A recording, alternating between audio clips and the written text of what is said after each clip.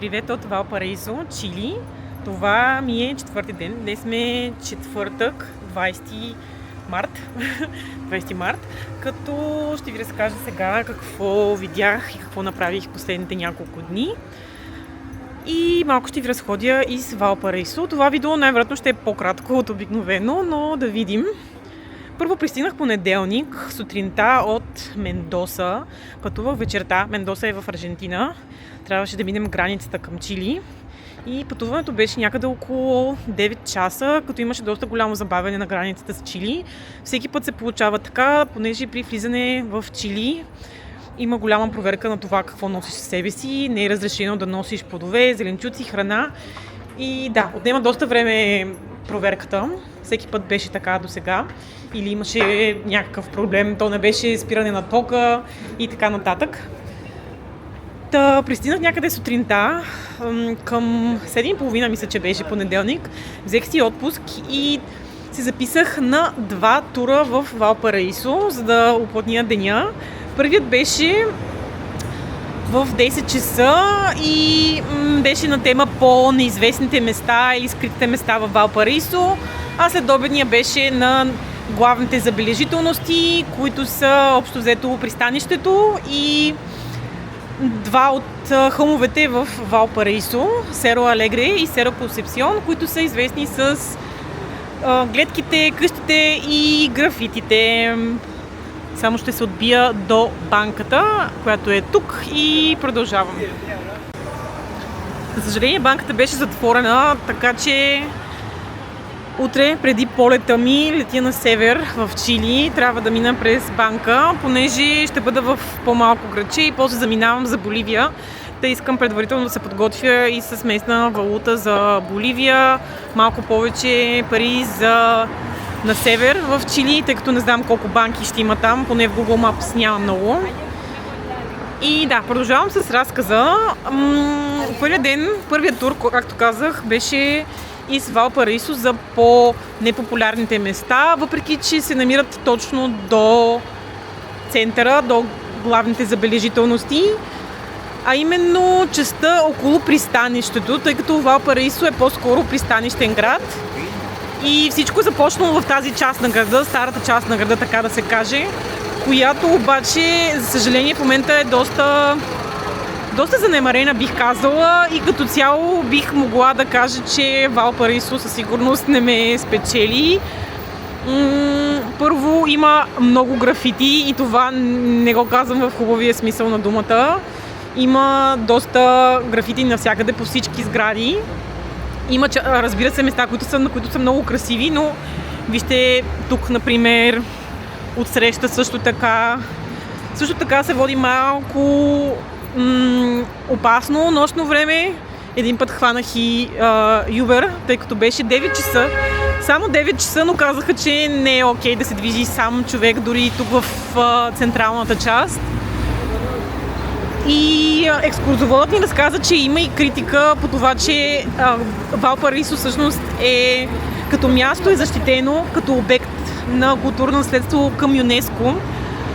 Малко беше шумно, но не се вижда реално инвестиция в тези места, които са защитени, и много от старите сгради, които си личи, че преди време са били много красиви, сега по-скоро западат.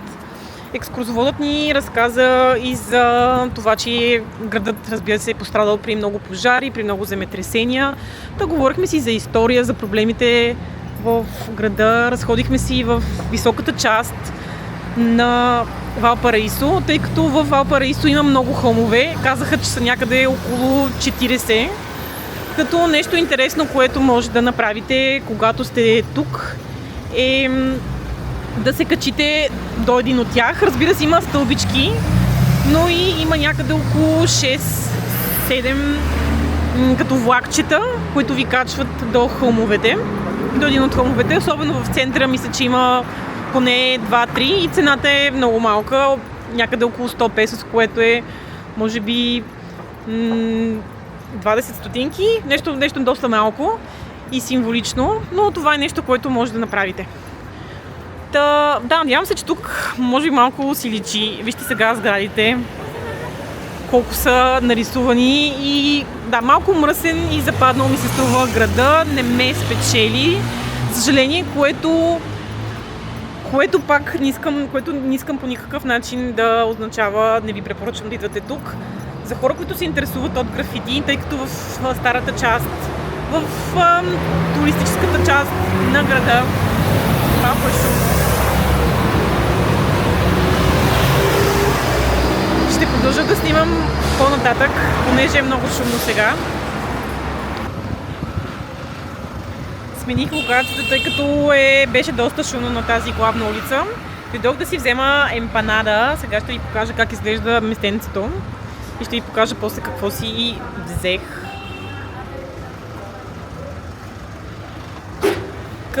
Както казах, не искам да казвам, че в Валпараизо не е хубаво, не си заслужава да дойдете.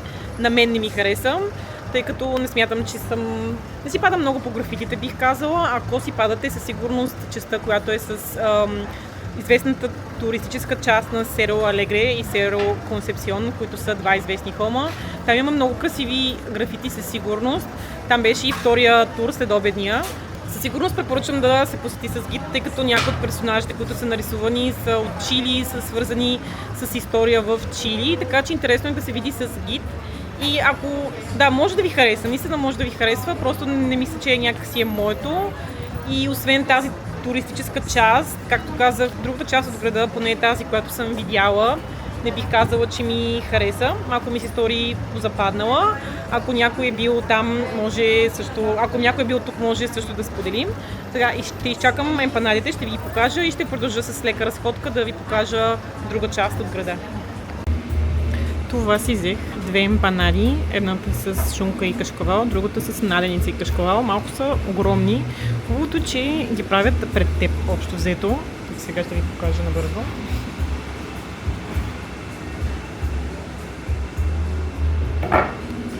И общо беше някъде около 8 лева. Една е около 4. Мисля, че две ще са ми много, но да, доста съм гладна. Не съм закусвала май нищо.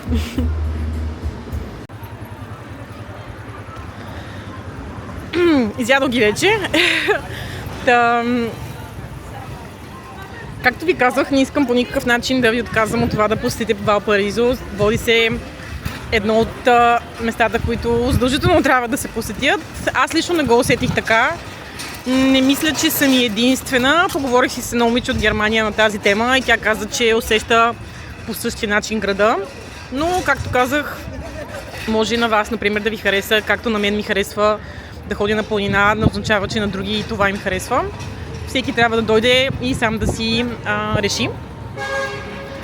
Като сега мисля да отида, понеже ми е последен ден, мисля да отида отново до хълмчетата, може там да ви покажа някои хубави места, които видях.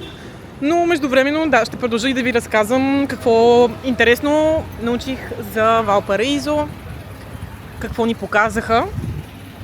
Например, едно от нещата, които ни направиха впечатление, беше бившия затвор, който в момента е превърнат в културен център, т.е. и наклонна черта, доколкото разбрах, музей. Така и не го посетих, тъй като бяхме там в понеделник, а в понеделник музеите в Чили не работят. Но доколкото разбрах, през всички други дни от седмицата има много събития, представления. Ако, например, сте музикант, също така може да вземете под наем. Не съм сигурна дали се плаща наем, но някои от стаите на бившия затвор да се упражнявате, после да покажете какво сте направили като пред публика.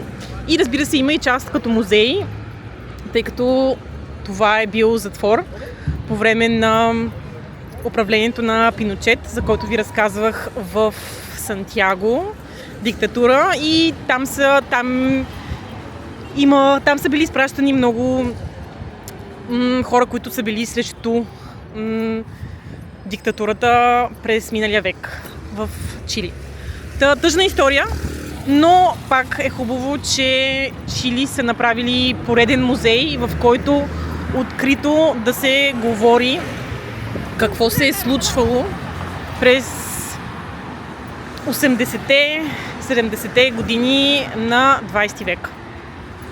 Това е едно нещо интересно. Друго нещо интересно, което разбрах за Валпараисо, е, че Red Bull организират, не знам дали е един път годишно или по-често, но тъй като градът е на хълмчета, както ви разказах, се организира състезание с колела, спускане от някои от хълмовете към брега, към океана, и рекорда е около 2 минути, като трасето на състезанието минава през покриви, къщи, през улички. Въобще нещо супер интересно. В YouTube могат да се видят клипове от състезанието. Аз лично вече прегледах 1-2 клипа. Много са интересни, много са вълнуващи. Със сигурност ви препоръчвам да ги видите. Ще оставя няколко линка в описанието на това видео също. Тъй като и тук е шумно, а сега отивам към по-известната туристическа част. Следващото ми включване ще е оттам, тъй като е по-спокойно, и направо мога да ви покажа и някои места, които на мен лично ми харесаха. Продължавам с разказа, като например, за да се качите до по-панорамните части в тези два по-известни хълма, Серо Алегре и Серо Консепсион. Обикновено, както казах, може с влакче, може и по стълби. Първо ще се кача тук, тази част, както може да видите, навсякъде има графити. Някои от тях наистина са много красиви и вече има и други, които са си откровени драсканици.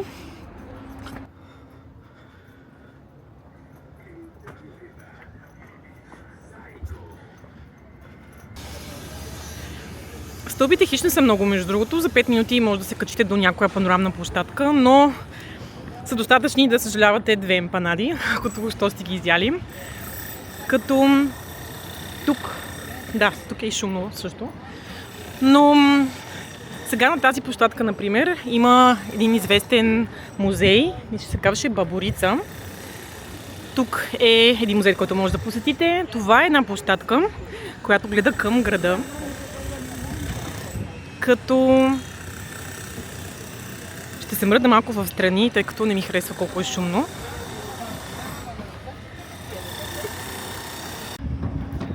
Тук е една от панорамните площадки към града, като вижте, например, каква е гледката. Тук също така има и линия за това влакче. Даже тук се качва едно. Сега ви го показвам. Какво на време се включих. Возила съм се и вътре тук, по време на тура ни качиха, така че сега ще ви покажа кадри от вътре. И от тук имате гледка не само към Валпараисо. Между другото, залез от тук не може да се види. Проверено е, но и слънцето залязва някъде тук, така че не може да се види, но все пак гледка над града има. И не само към Валпараисо, но и към други градчета наблизко, други известни места наблизко, като например Виня Дел Мар. И още по-на север Конкон. Продължавам с разходката, тъй като е доста шумно и искам да сменя локацията. Като тук все пак искам да ви покажа нещо. Вижте тази сграда. И гледката. Първо, 2 неща. Искам да ви покажа, че Валпараисо е пристанищен град с гледката. Съвсем набързо минах покрай океана и не ми направи впечатление да има някаква хубава улица покрай брега и така нататък, за разлика от Виня Дел Мар. За Виня Дел Мар ще ви разкажа малко по-късно във видеото. Валпараисо е пристанищен град и също така през историята си. Първо нека да ви покажа този. Тук има известни графити. Но пак казваме, хубаво да дойдете с екскурзовод, тъй като много тези неща са... Изобразени са много неща от историята на Чили, на Валпараисо и на района. Ще ви разкажа за Виня Дел Мар малко по-късно, но Валпараисо е пристанищен град и от тук разказаха, че е започнал преврата през 70-те в Чили, така че има и интересна история като град. Какво още иска да разкажа? Казаха, че в момента има по-голямо пристанище, но през годините, това също е доста известно място, между другото, през годините Валпараисо е бил един от известните градове и пристанища по света, тъй като за да се стигне до западната част на САЩ, обикновено от Европа са минавали през Магелановия проток и след като се мине Магелановия проток, са спирали в Валпараисо. Но след построяването на Панамския канал, казаха, че Валпараисо доста е западнал като град и като пристанище. И в момента казаха, че има по-голямо пристанище наблизо, така че Валпараисо не е номер едно, така да се каже, в района. И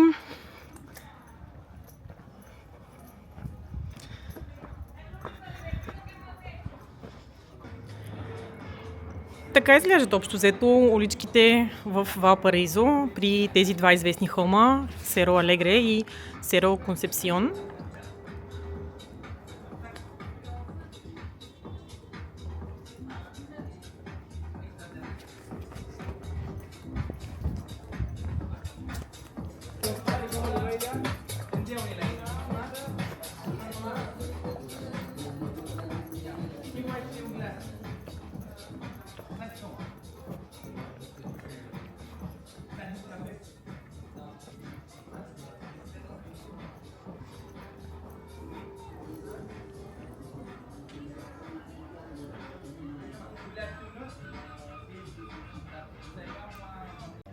Така изглеждат по-широките улици, като казаха, че не навсякъде има графити, но казаха, че графитите в някакъв момент са се превърнали и в начин да се предотвратят другите графити, т.е. тип тези драсканици, когато казаха, че има голямо уважение между артистите, между авторите на графити, така че когато има някъде нещо подобно, отгоре върху него не се рисува.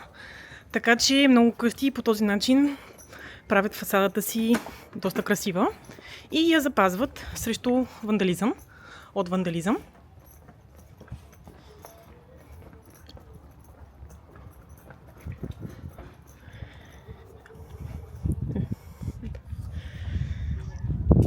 Вижте тук два примера. Едната сграда и другата сграда.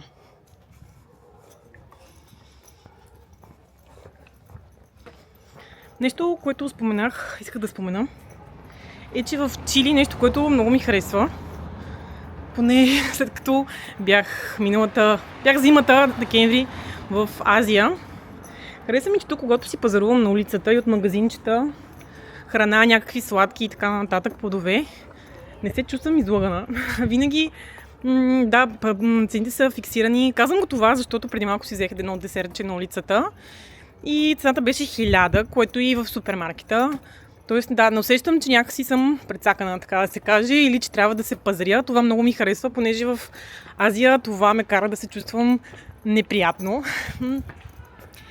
И искам да го спомена. Там се вижда океана.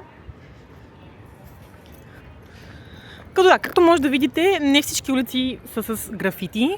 Тази част на Валпараисо също така е доста по-поддържана, има си хубави сгради. И говорейки за сгради, забравих да спомена тази сграда, която изрично ви посочих, която се виждаше от панорамната площадка.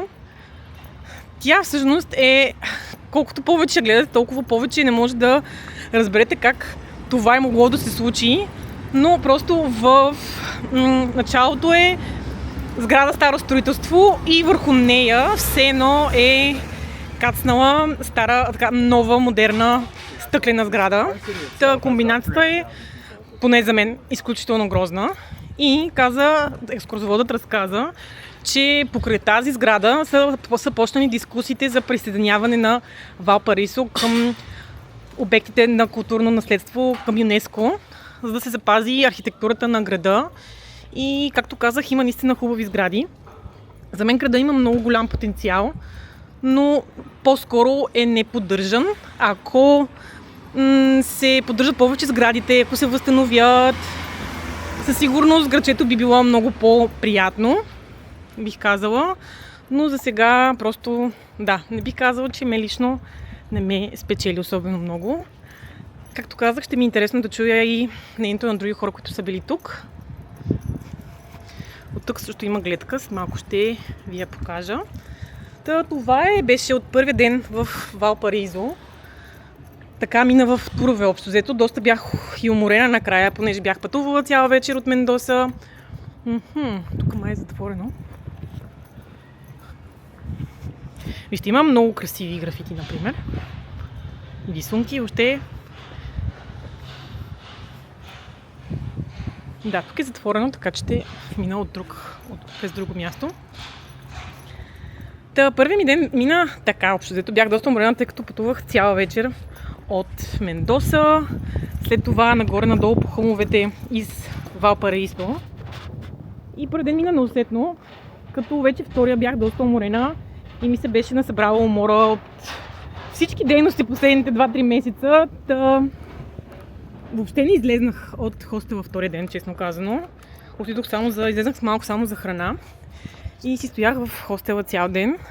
Плюс това някакси не усещах нужда да излезна, просто усещах, че съм видяла поне нещата, които аз искам да видя и ми беше уморено по-скоро. Втория ден, вторник, мина в почивка, което ми се отрази доста добре, въпреки че в почивка малко и свърших работа, разбира се, работих, не ми беше отпуск, но и планирах нощувките в Перу, Боливия и така нататък, понеже все пак ми предстои да отида в Боливия и Перу през следните седмици.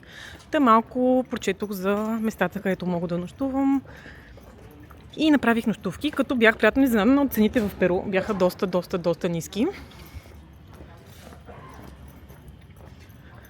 И вижте отново гледка в Валпараисо.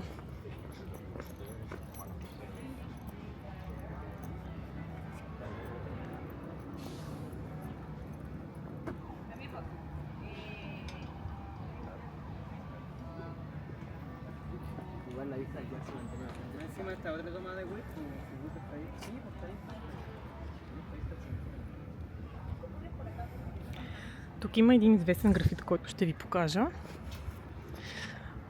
Но нещо интересно, което ни разказаха тук, е, че много от сградите по хълмовете от едната си страна, тук мисля, че се личи, от едната страна, вижте, тук може да влезете, но и прилича на едноетажна сграда, но всъщност има повече и по стълби може да слезнете на долния етаж. Много от къщите така, тук на хълма са точно в този стил. Има и, разбира се, много кафенца. Хостела ми, в който в който отседнах, казвам втори, понеже ще разберете защо имаше втори хостел. Има и тераска отгоре, така че там много ми хареса и гледката. Направих сега един кадър, ще ви го покажа. И отиваме в сряда, когато беше деня, заради който, за съжаление, си тръгвам от Валпараисо с горчив привкус. Не съм сигурна точно откъде да започна и точно колко от всичко, което се случи, да разкажа. Но с, може би, 2 думи. Просто искам да кажа, че с собственика на хостела, в първия хостел, който бях отседнала, стана един грандиозен спор от абсолютно нищо, който завърши с едно изключително грубо отношение спрямо мен. Бях изхвърлена от хостела с страхотни обиди по мой адрес. Не е тайна, че след това цял ден плаках общо взето от стреса, който ми беше причинен. Свързах се с посолството, консулството, полицията. Доста време бях и в полицията в Валпараисо, тъй като няма да оставя така нещата. Посъветвахме с кои други институции да се свържа и ще се свържа с тях, понеже това отношение, което беше вчера, не беше окей и бих казал, че все още съм стресирана от това, което се случи и по никакъв начин аз нямам вина за това какво се случи и отношението, както казах, дори нещо аз да съм сбъркала или да съм направила не е окей и човека да искал да напусна хостела, това не беше начина. Както казах, за съжаление, по средата на деня завърших с изритване. Просто ме избутаха от хостела и с обиди по мой адрес, които не бяха много грозни, са думи, които трябва да се казват на когото и да е било. Това беше вчера, за съжаление. Беше един изключително стресиращ ден за мен. И да, за това бих казала, че си тръгвам малко с горчив привкус от Валпарисо. По никакъв начин мнението ми за Валпарисо не е повлияно от тази случка вчера. Това, че не ми хареса града, беше още преди това.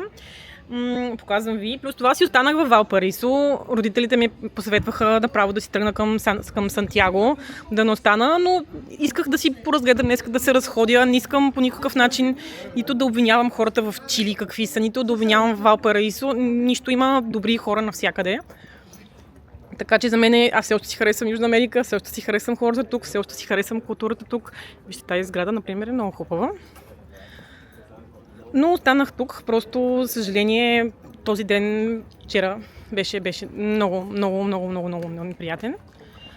Като след обяд, малко за да се разсея, отидох до Виня Дел Мар. И сега, преди да ви разкажа за Виня Дел Мар, показвам ви тази известна локация, както може да видите, има и други туристи. Но стълбите тук са направени като пиано. За това е известна локация за снимки. Междувременно пък ще се кажа за Виня Дел Мар. Това е съседното градче, мисля, че се пада. Хареса ми повечко, със сигурност, като до там се пътува, може да пътувате с автобус. Има, като то са автобус ли, маршрутка мъничко е. Сега ще ви покажа как изглежда един автобус. Отпред има надписи докъде отива. Билетът е около 1 лев. Малка пауза да ви покажа и от тук гледката. Билетът е около 1 лев да се пътува с автобус, като автобусите минават общо взето през цялото крайбрежие на север от Валпараизо. Има много автобуси и, честно казано, първо да ви покажа, Виня Дел Мар трябва да се пада някъде тук. Като ще ви покажа и другото място, до което стигнах. Там е Конкон. Има също градче, казаха, че е доста известно с ресторантите и въобще може да се пробва всичко, казаха. Но до Конкон има дюни, които ще ви ги покажа, до които ще стигна малко по-късно. Говорих сега за автобусите. Автобусите минават по цялото крайбрежие, като нещо интересно за тях. Шофират с изключително висока скорост. Може съвсем лесно да ти стане лошо. Екскурзоводът ни разказа нещо интересно, че вътре като влезнете в автобуса, те ви дават билетче, плащате билетчето, но по принцип, ако шофьорът по никакъв начин не ви даде билетче и може да прибере парите за себе си общо взето. И казаха, че заради тази практика шофьорите карат бързо с идеята да съберат повече клиенти, да минат пред... Няма никакво разписание на автобусите. Това ни го разказа екскурзовода, пак казвам, не си го измислям аз. Каза, че редовно автобуси, които са една и съща линия, има някаква надпревара между шофьорите, точно кой ще вземе повече клиенти.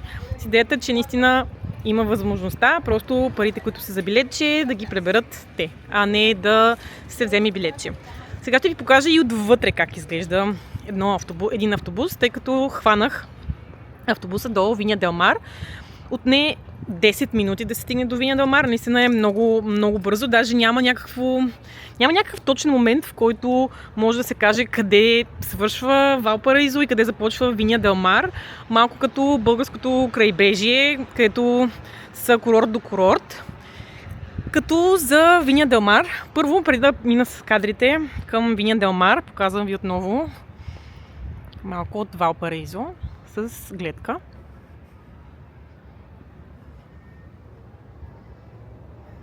И тук може да видите и корабите към пристанището.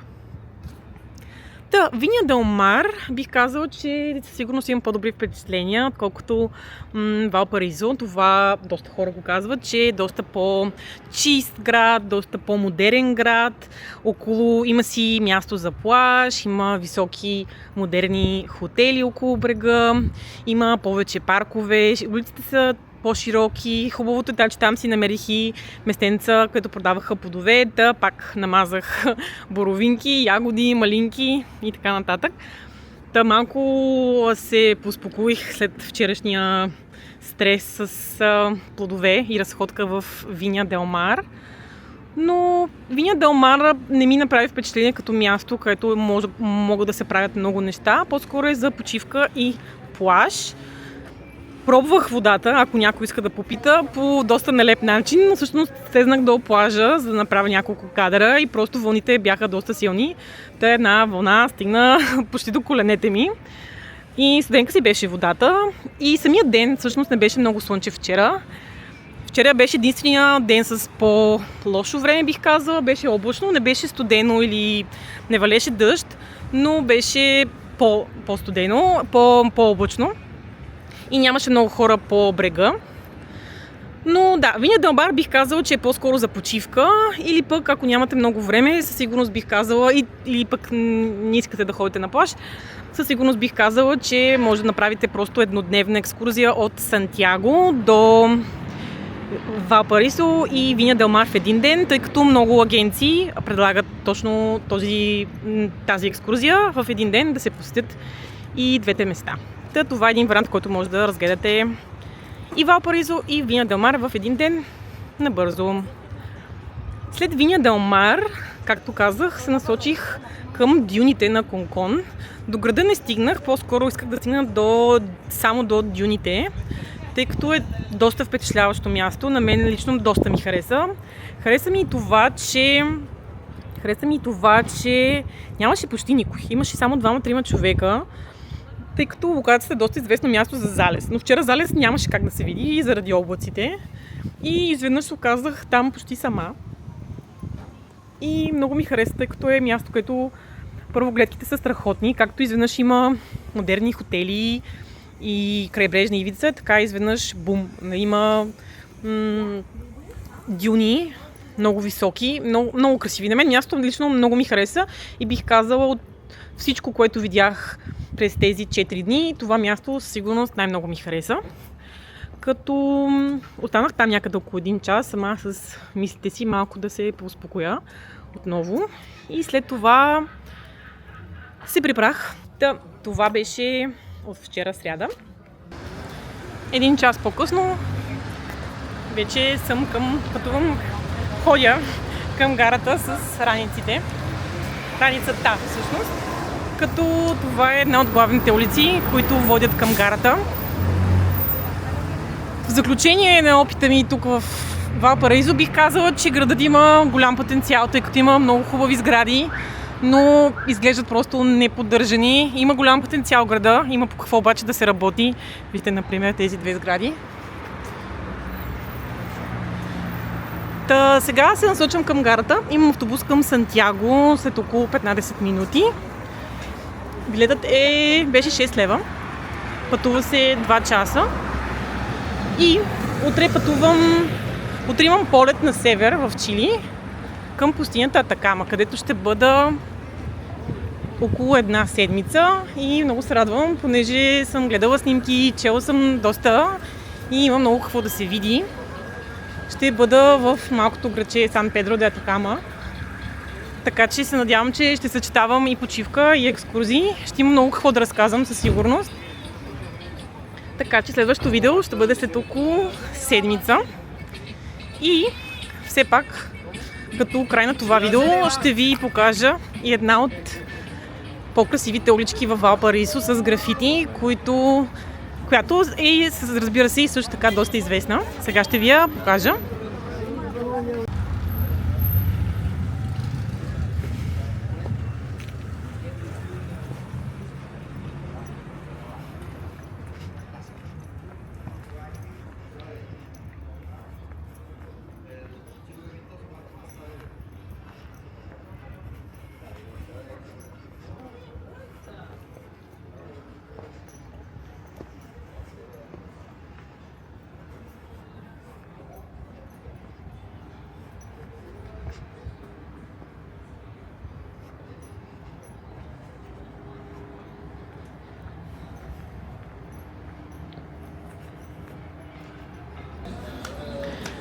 Това е гарата на Валпарисо. Като автобуси към Сантяго има през половин час, даже и по-начесто. Като Това беше от мен и от Валпараисо. Надявам се, че видеото ви е било интересно. Надявам се, че ви е било интересно да видите Валпараисо, Виня Дел Мар. И да, поздрави от Валпараисо и до скоро от Атакама.